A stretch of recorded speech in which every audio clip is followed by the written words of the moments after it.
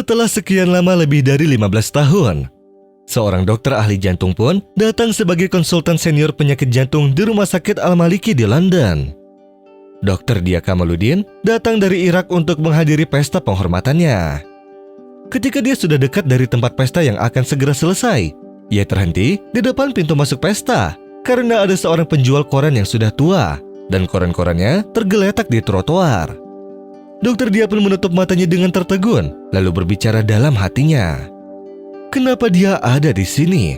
Dia adalah seorang yang mengajariku dan membimbingku serta menanamkan jiwa kepemimpinan, juga yang mendorong kesuksesan dalam diriku.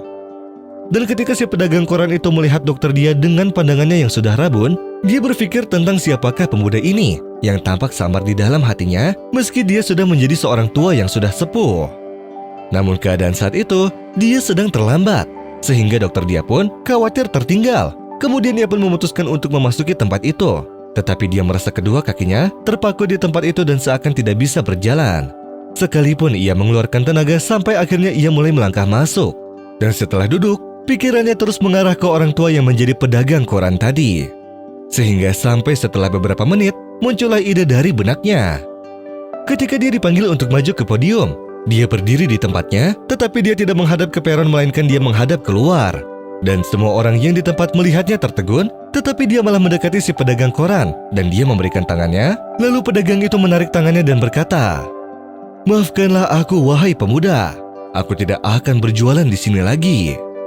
Lalu Dokter Dia pun menjawab dengan sangat sedih dan suara lemas, "Sesungguhnya kamu tidak pantas berjualan di sini.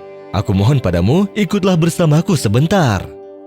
Pedagang itu tetap menahan diri, namun sang dokter terus memegang tangannya sambil mengarahkannya ke dalam tempat itu.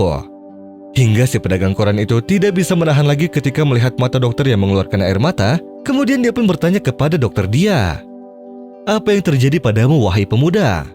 Dokter Dia tidak berbicara dan terus mengarahkan jalannya ke peron sedang dia memegang tangan pedagang koran itu. Semua orang melihatnya terheran.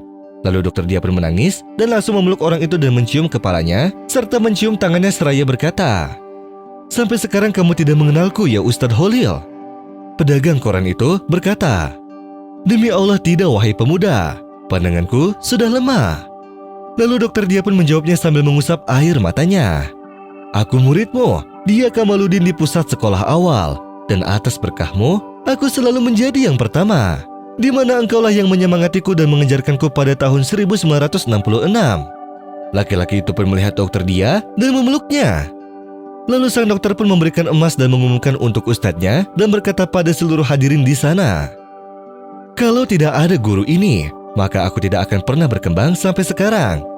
Merekalah orang yang berhak untuk dihormati.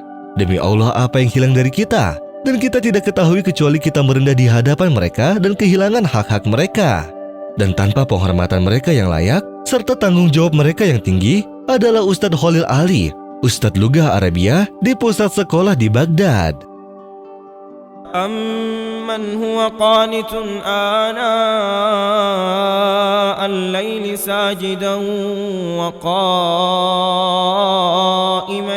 يَحْذَرُ الْآخِرَةَ وَيَرْجُو رَحْمَةَ رَبِّهِ قُلْ هَلْ يَسْتَوِي الَّذِينَ يَعْلَمُونَ وَالَّذِينَ لَا يَعْلَمُونَ إِنَّمَا يَتَذَكَّرُ أُولُو الْأَلْبَابِ قُلْ يَا عِبَادِي الَّذِينَ آمَنُوا اتَّقُوا رَبَّكُمْ لِلَّذِينَ أَحْسَنُوا فِي هَذِهِ الدُّنْيَا حَسَنَةٌ وَأَرْضُ اللَّهِ وَاسِعَةٌ إِنَّمَا يُوَفَّى الصَّابِرُونَ أَجْرَهُم بِغَيْرِ حِسَابٍ